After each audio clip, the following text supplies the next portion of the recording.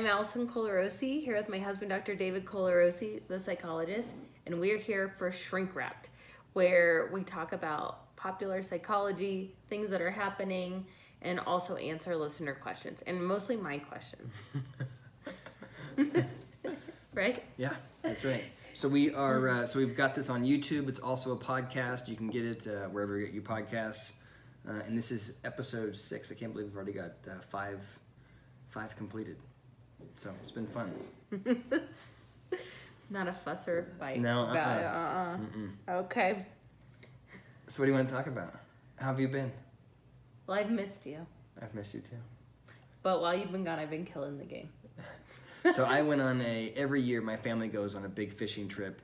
This year we went to Yellowstone. I was gone for 6 days, which left Allison at home taking care of things. And then I've been home for 3 days, and I'm leaving tomorrow morning to go to California for 4 more days. Yeah. So it's been rough. It's been rough, and I work full time, so Zoom calls, my little short people, and a household and 2 dogs. It's a lot. It's just nonstop. I am so tired at the end of the day.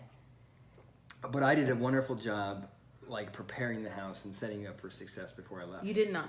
Okay, we've been arguing about this because I feel like I really did a good job cleaning the basement. I give you a D. And she gives me a D, but I really felt like I put my best foot forward on that. So if I were to leave for 6 days, yeah, I like have meals prepared for you. I go grocery shopping for you. Things are like buttoned up. There is dog food for sure. It's just not the same level. I agree. I agree.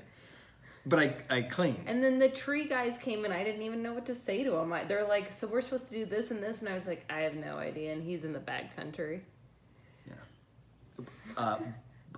But I should get credit because I obviously was dealing with the tree guys. After I had called them and set it up. So all right, I'm gonna get skewered again about emotional burden. But we're gonna really drive that point. I'm working on it. We're gonna drive it home. Mm-hmm. All right, so it's been rough. I don't want you to go. I hope you enjoy the wedding. Wear a mask. Yeah, it's been rough, and I think it's been especially stressful for you because in the midst of me being gone, you also found out that Denver Public Schools is now not going to go back full time. They've actually delayed the start, and when they do start, they're probably going to go back part-time or virtual, and there's a lot of chaos. They're going to start virtual, and then they have to meet certain metrics. I went on they had a call today about it, and you have to make a decision on Monday whether or not your kid is going to go virtual or they're going to go virtual, possibly go back to school, but you have to make the decision. And I feel like it's such limited information. I'm sure the schools are reeling and trying to keep their teachers safe and the students safe. One of the questions came up is that the reason they can't do outdoor school is because they have to keep the kids safe. From what? The sun? Like someone coming on campus or something and being like something else to deal with. So they have a lot of things. I think some days during this whole quarantine thing, I really feel like I am killing it. And then other days, I feel like it's so heavy. Like when they announced that Denver Public Schools wasn't going back, I felt like an elephant sat on my chest. And you weren't here, and I just sat there for a second being like, and then like all of the next door people are like getting nanny. Next door people. It's an app for your neighbors. They're like getting it out. Like phone calls are going out, but I just feel like so overwhelmed by. Like, I'm not sure. So anyway, we're working through that, and I'm sure a lot of people are, and it makes me nervous. Yeah, it's been so my cousin and another friend that came on the trip are both teachers. And so we were talking a lot about this, and I was expressing frustration because on my end, it's like the data doesn't seem to be supporting the idea that kids get COVID, and if they do, it's pretty questionable whether or not they pass it. But they probably do a little bit. And I was like, I don't understand why there's this reticence to get back to school.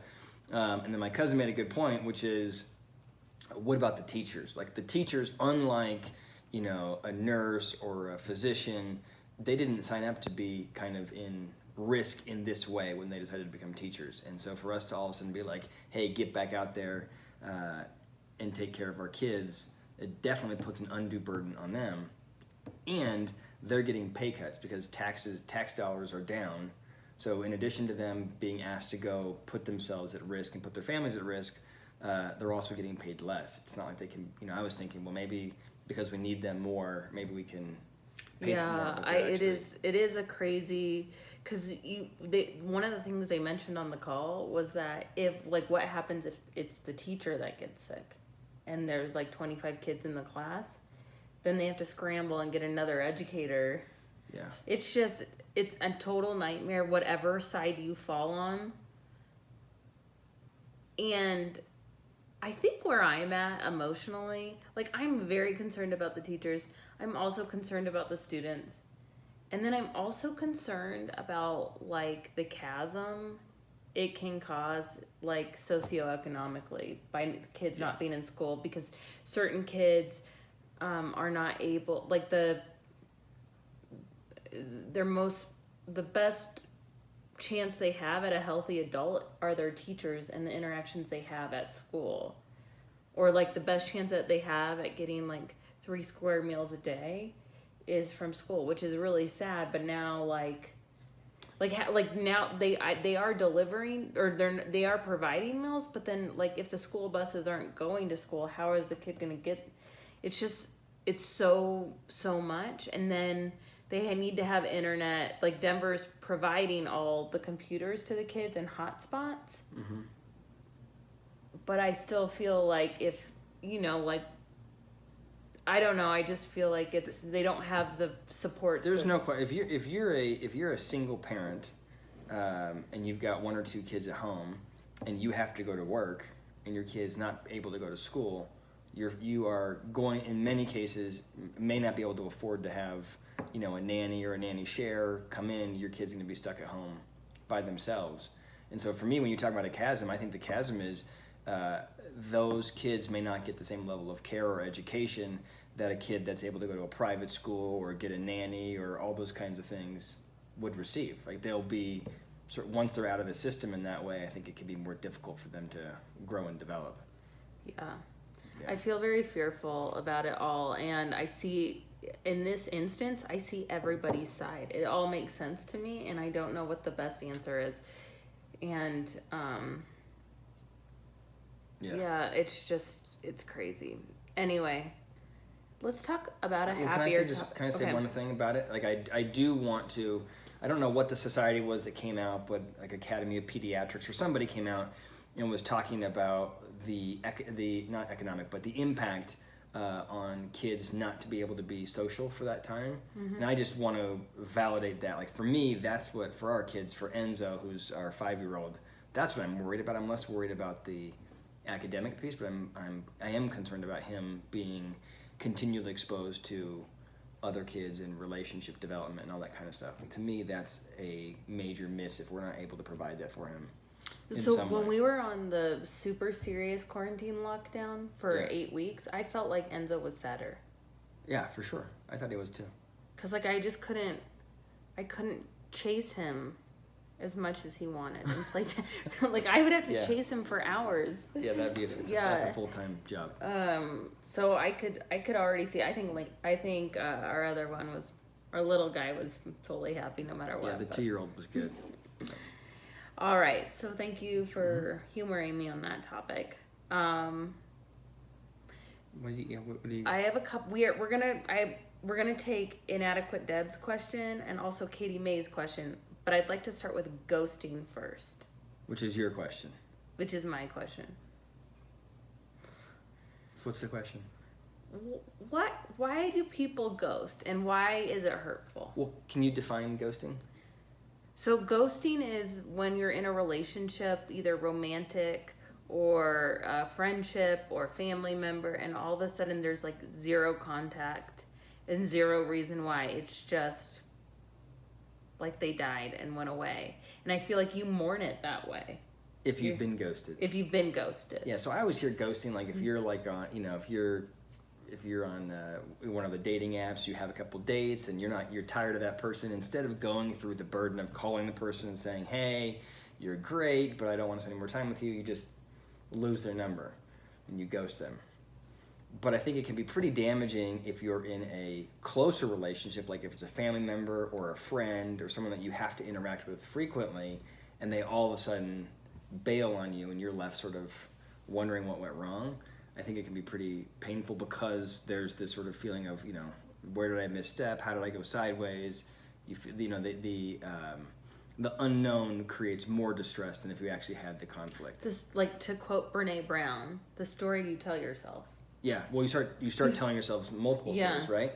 And sometimes it can be that they're intentionally ghosting you, and other times it can be like we had talked about earlier, that it may feel like, I wonder if to my friends, if it feels like I periodically ghost them, not that I have any intention of not talking to them, I just get distracted with stuff and I'm not good about, staying in contact with people. So there are people that I went to high school with that I periodically check in with, and I'll go 6 months and like just simply forget to reach out, and I let that relationship kind of go downhill.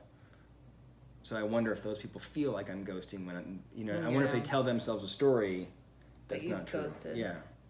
Yeah. I feel like, and you could probably comment on this, but I feel like friendships are like take just as much work as like romantic relationships, and you really have to nurture them. Yeah. But so I described ghosting. I was saying, in some cases it's not it's not always intentional, but sometimes it is intentional. And I do think in a friendship or a closer romantic relationship, it's a semi-aggressive, passive-aggressive even style of, saying screw you, right? Because you know that you're creating that distress for someone. But in your way, you don't know. Like you don't think you are. You just kind of move. So on. I don't know that I think ghosting is intentional. I don't intentionally ghost. I just space the relationship.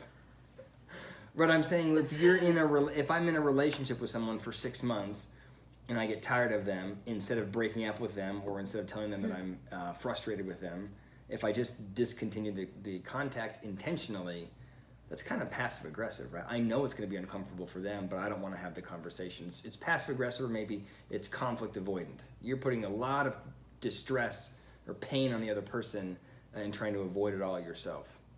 Yeah. And I would argue that in those kinds of relationships, instead of ghosting, you owe it to that person to communicate why you're upset or why you don't want to talk to them anymore. Well, Mel Robbins had a really good quote today. Who's Mel Robbins?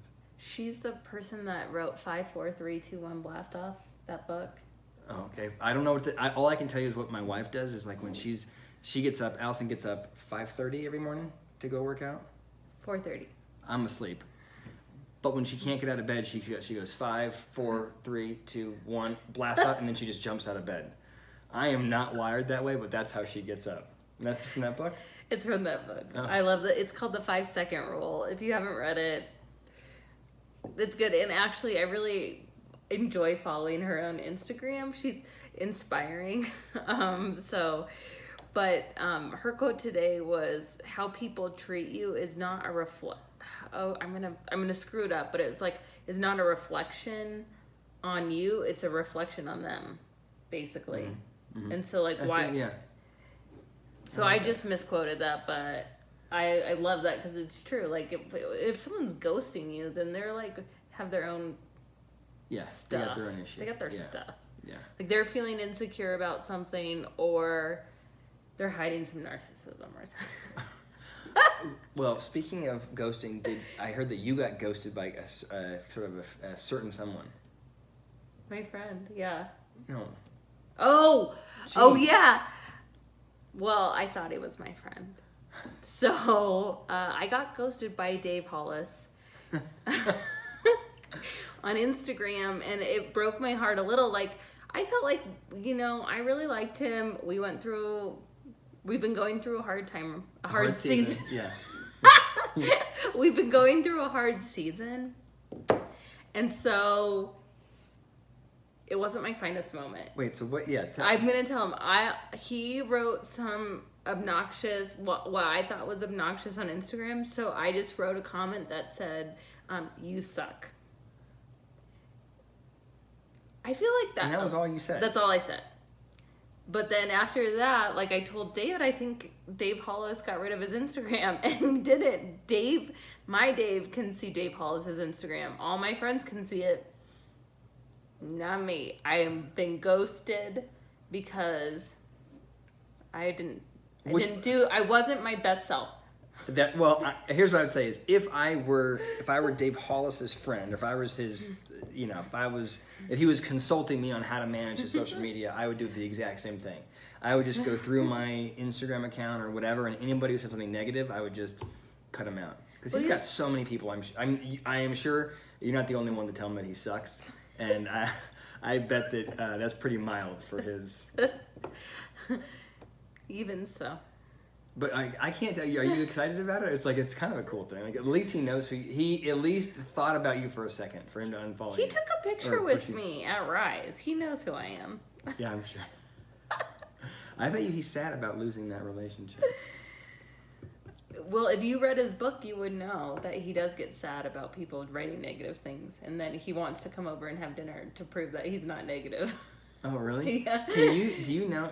Are you once you've been blocked on Instagram, can you be unblocked? I don't know. Can you work your way back in? I don't know. Yeah. Well, I mean, listen, because that wasn't nice of me.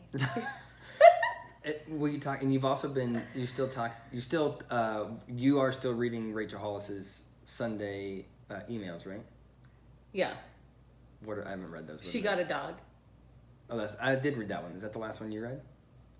I think her last one was about hostess gifts or something when you bring to a party, which seemed very out of who's going to a dinner party right now? Oh. It seemed out of touch. Oh. We're not talking about your divorce, and we're talking about dinner parties, and we can't, what is happening? So, anyway, so now on to listener questions. Yeah. Okay. So Inadequate Deb had a question about teaching about mob mentality to her kids. And that's kind of a hot buzzword in Trump's world right now, is mob mentality. So I don't know if you want to talk about it in that sphere or... I saw her question. Like groupthink. Yeah, so I saw her question, and I think, and sorry if I butcher this, Inadequate Deb, but first of all, every time I see your name, I always want to tell you, I think you probably are adequate. It seems like it's just sad. You're enough. Her name is not Inadequate Deb. Oh, it's yeah, great name, great. Yeah, okay. It's not. Yeah, you just have Inadequate Deb. It's not inadequate. So I think what she was saying is she has a daughter who she wants to make sure doesn't buy into or follow mob mentality, and so she wants to advise her daughter about how can her daughter know when she's in a mob, and how can she think for herself. And so I think it's a great question, and I've thought a lot about sort of what goes into that, and sadly I don't have some research study, or I'm not certain about my conclusion here, so I'm just sort of going off the cuff, which is to say, I would argue that mob mentality is actually really adaptive.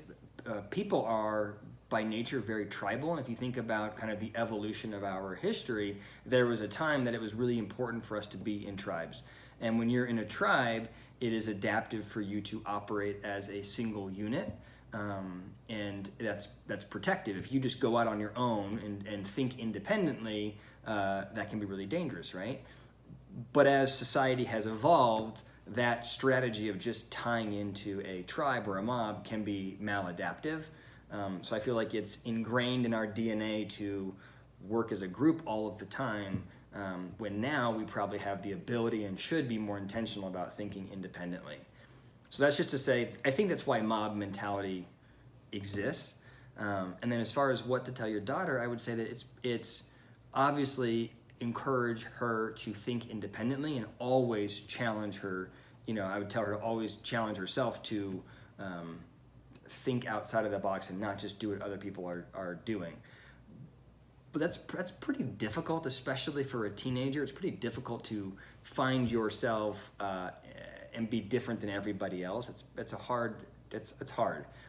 I think a better challenge would be to also say, make sure that you're picking the right tribe. In high school, throughout your life, you will always find yourself in little cliques and tribes. And I think the best you can do is curate that tribe. Make sure you're picking the right people so that you are elevating your game, as opposed to, just always finding the lowest common denominator and putting yourself at risk. Never be the smartest person in your group. Yeah. Never be the most fit. Yeah. So if I think about high school, there were lots of groups that I could be a part of, and I'm happy I was part of the group that I associated with, because I think that group as a whole, that mob, made some good decisions, and that helped me. And if I had been in a different group and didn't recognize it, I think my life would have been very different. Mm-hmm. You too? Me too, yeah.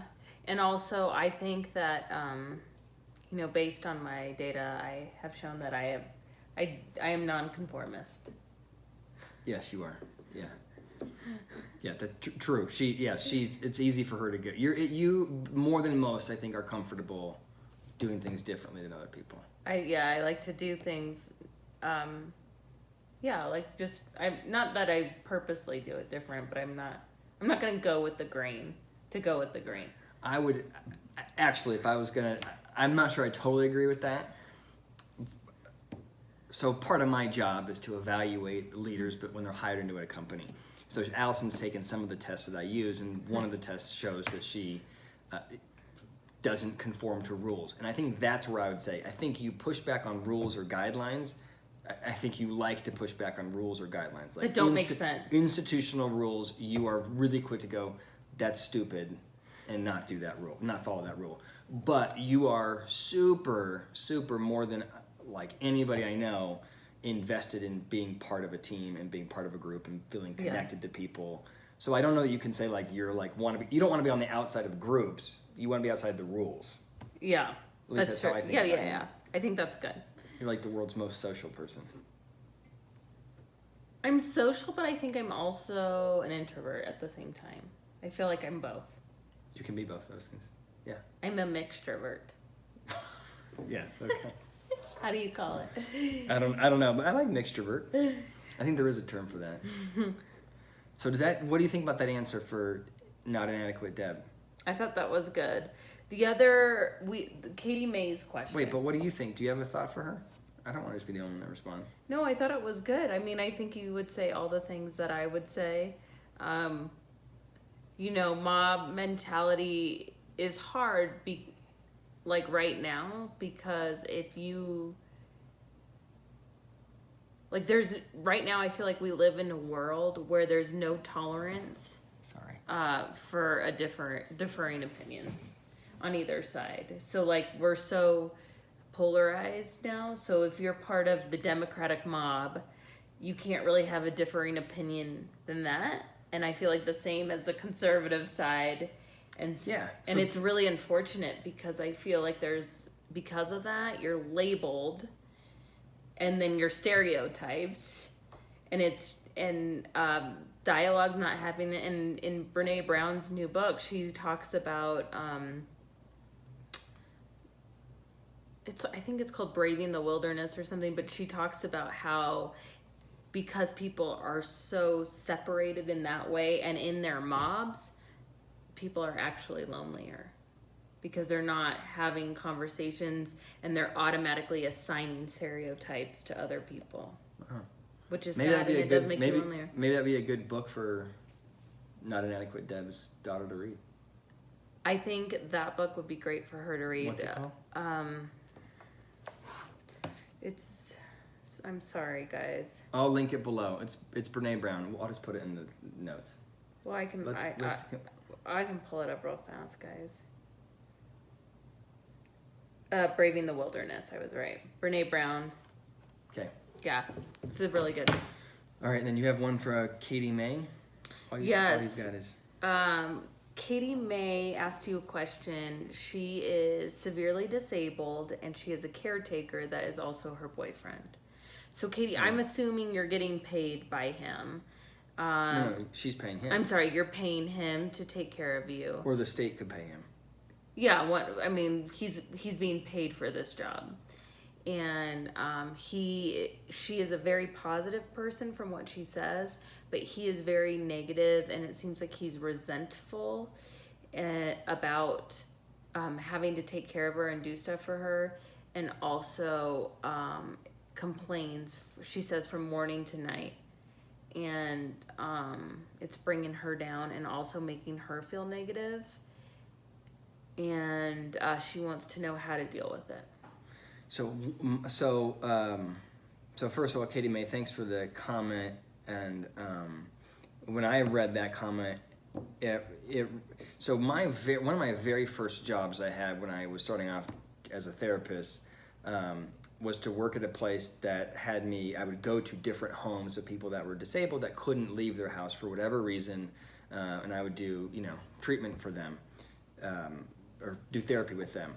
And so I saw this dynamic a lot where you'd have this person in their house and then their caregiver that was both romantically involved. So what would usually happen is they would be in a romantic relationship and one party would get hurt, or the romantic relationship would start with the one party hurt, and then the boyfriend or girlfriend would get training and would become the caregiver.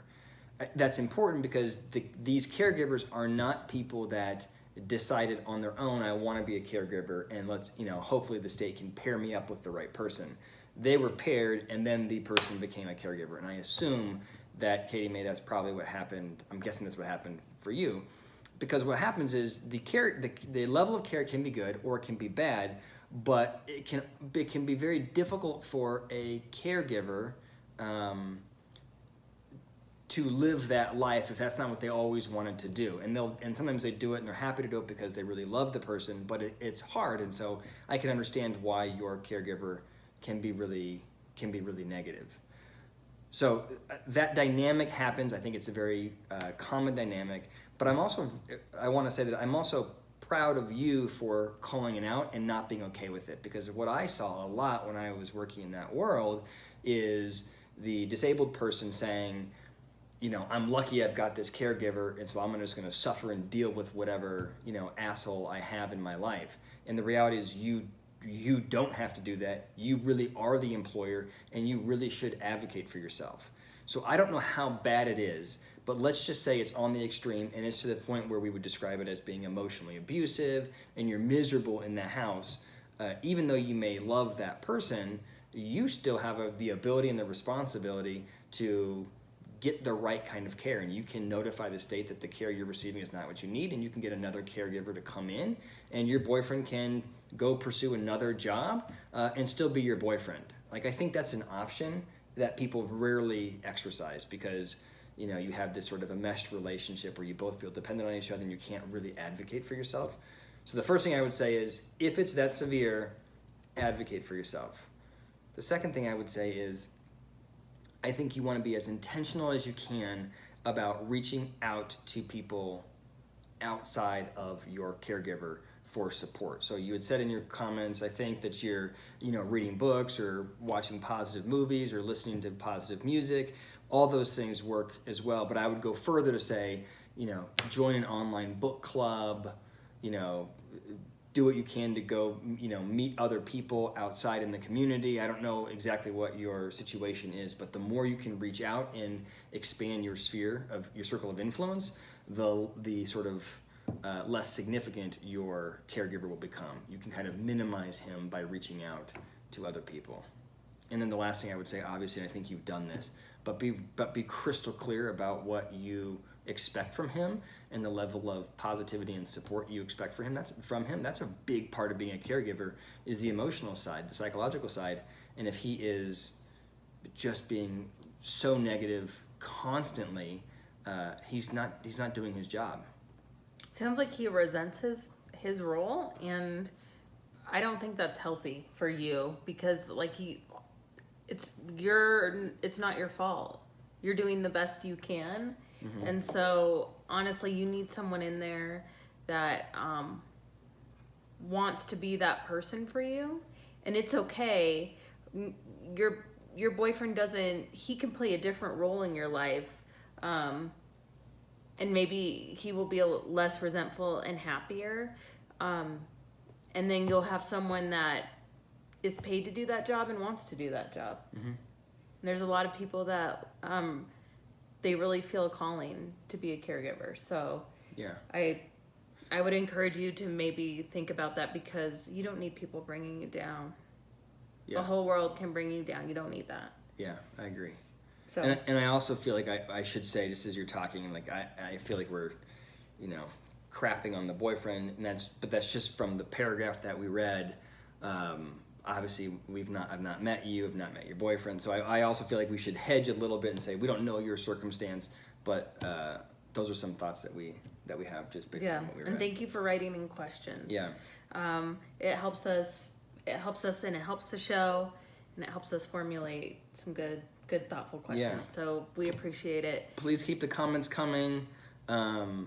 Again, as always, like and subscribe, and if there's anything that you would like us to do differently, or a way that we could structure this better, this is still evolving, and the more feedback we can get, the better. We really do read all the comments.